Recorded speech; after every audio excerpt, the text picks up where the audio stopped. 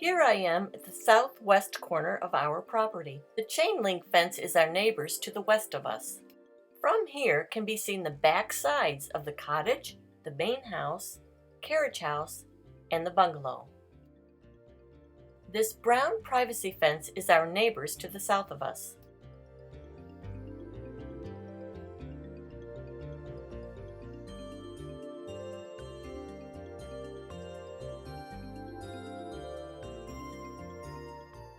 Today I'm going to be weeding all along the west line of our property. Keeping up with the lawns and weeding is in itself a full-time job, so therefore there's always yard work to be done.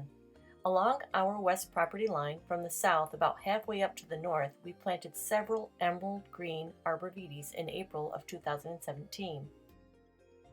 They were about 8 inches tall at that time. The tags on these said they would grow to a height of about 10 feet and about 4 feet wide. Eventually, these will provide a nice background of privacy. I trimmed back the grapevine at least 3 times a season, attempting to keep it growing on the fence and not onto the arborvitaes and the other trees. We were told that the grapevine was originally planted in the 1950s. I transplanted the lilies in 2012 for the previous owner of the bungalow upon her request from some of my lilies from our main house.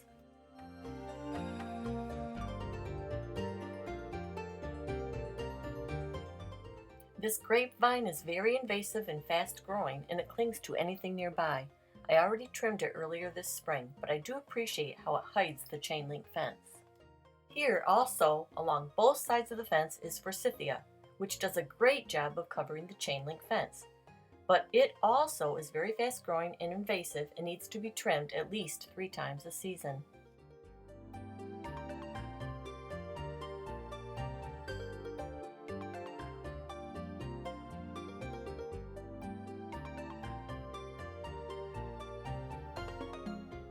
Here is a patio area in the making, which took the place of a metal shed. The cobblestones we purchased from Porter's in Waverly, and each stone was hand-picked by Brad. The barbecue pit is a great addition.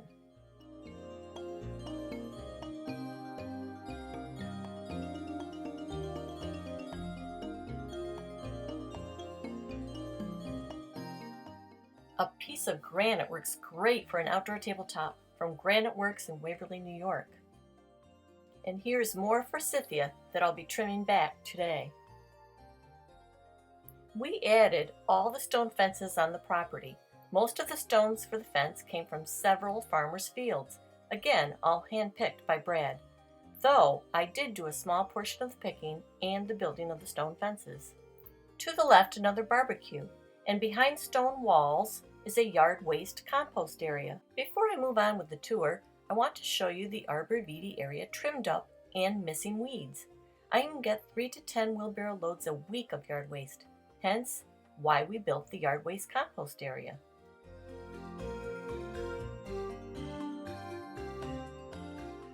We usually have a crushed stone pile somewhere on the property due to our many projects that are ongoing right now, as well as temporary stone and granite piles.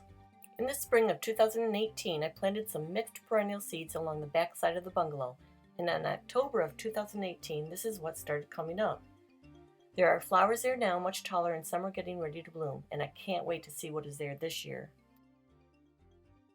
This was originally a hens and chicks garden, but the squirrels continued to dig them all up. So now it's a sedum or stone crop garden with a few violets.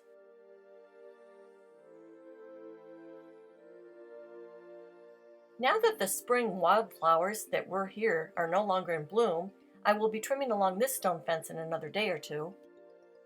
The spring flowers made a nice backdrop for an airchair.net photo shoot. This area by the bungalow deck needs its second weeding of the season.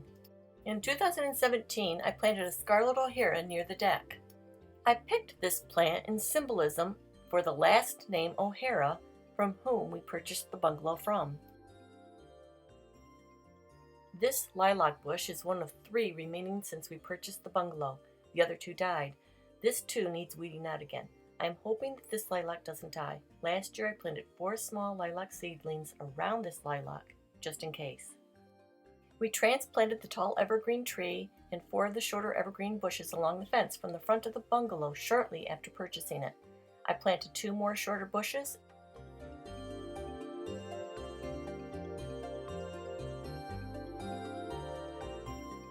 rhododendron, and ferns along the fence, and 3 more arborvitaes in this backyard.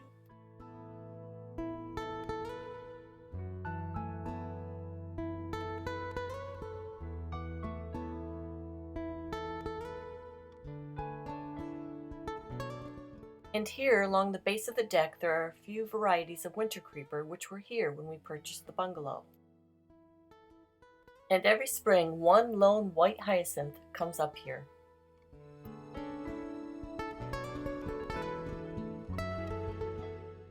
I love this small private area. It's actually big enough for 2 chairs and it provides a nice cool spot for taking a break from yard work.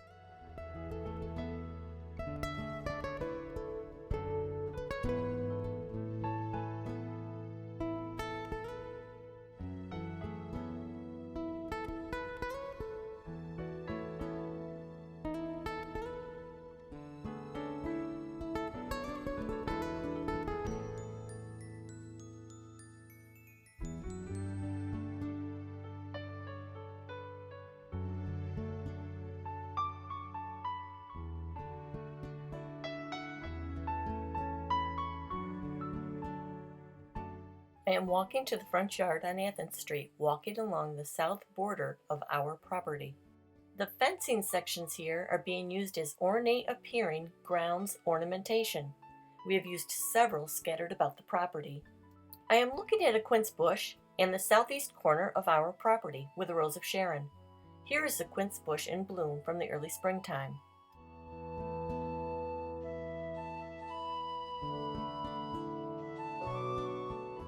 In 2017, I planted yellow evening primroses along the front of the bungalow along with the ferns.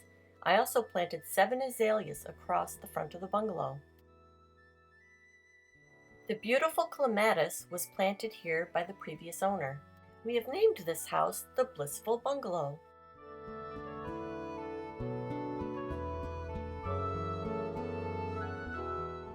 This bush gets a tiny white flower. It was also planted by the previous owner.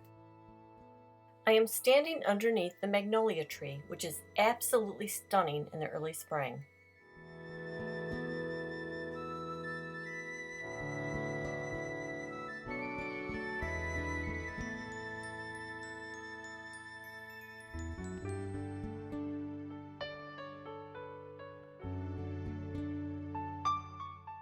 I just love the carpet of petals. We have added a half-circle driveway with 2 openings so that no one has to back out. We are now in the process of adding bluestone to this driveway. I am looking up towards the European copper beech tree, and here is an ornamental flowering cherry tree. This cherry tree is beautiful in the spring and blooms shortly after the magnolia tree. And here is Brad working on the bluestone driveway.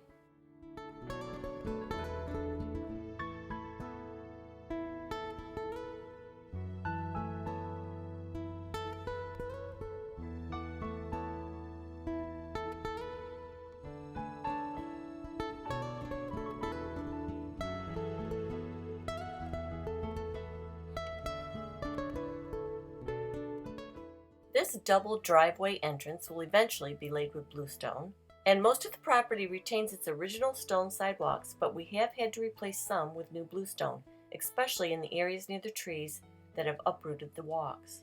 I planted the hosta and the spotted dead nettle ground cover going up the sidewalk to the former carriage house.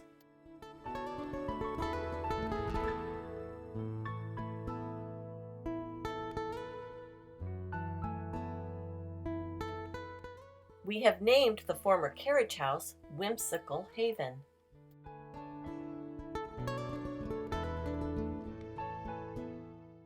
This stone fence that we added marks the boundary to the lot that was sold off in 1950 from the original property, and our now Blissful Bungalow was built, which took the place of an octagon home. For more information on the history of the buildings of our property, you can visit our website, zehrestate.com.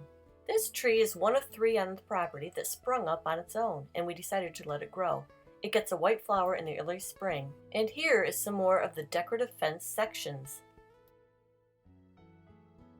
I'm coming up to the mulberry tree, which originally had planted itself on the terraced hill and grew very, very fast, so fast that I had to trim it every month. Then one day we discovered why. Its roots had found their way into the Orangeburg septic pipe. We have a video on the Orangeburg septic pipe on our YouTube channel, Victorian Estate. We wanted to save the mulberry tree, so we planted it down here far away from the sewer line. And since 2015, it has been slowly, very slowly improving each year. It had suffered a major shock when we had no choice but to chop off its major root system when removing it from the hillside. I forgot to mention this bush in the background. It was here when we purchased the property, and it appears to be some type of mock orange. Most of this clump of ferns originally came from another Waverly home, which happens to be the home of the current mayor of Waverly. More decorative fencing and perennials.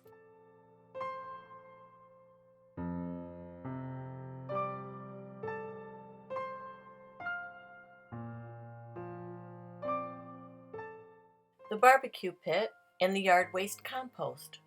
I add all of our weeds and cut off flowers after they've bloomed to this pile, and sometimes grass clippings, though most of the time our grass clippings remain in the yard. At the moment, we are going through a very hot, dry period, so the composting is at a slow period, but the pile composts down much faster during the wet season, and it also helps to turn the pile once in a while to speed things up. During the wet season, I can see the worms in the bottom of the pile, which eat up the yard waste, and out comes the dirt, which we can then use. A temporary stone pile for our ongoing projects such as the driveways and sidewalks. I'm looking at the remnants of a Virginia creeper vine that was alive on the cinder block area when we purchased the property, until we had to paint this building and needed to carefully remove some of it, which the vine did not like, for it never came back, so eventually we'll have to remove it. The vine is now growing here and on the west side of the building. This vine turns a beautiful deep red in the autumn. This ends part 1 of a tour of Zehr Estate's grounds. Look for part 2.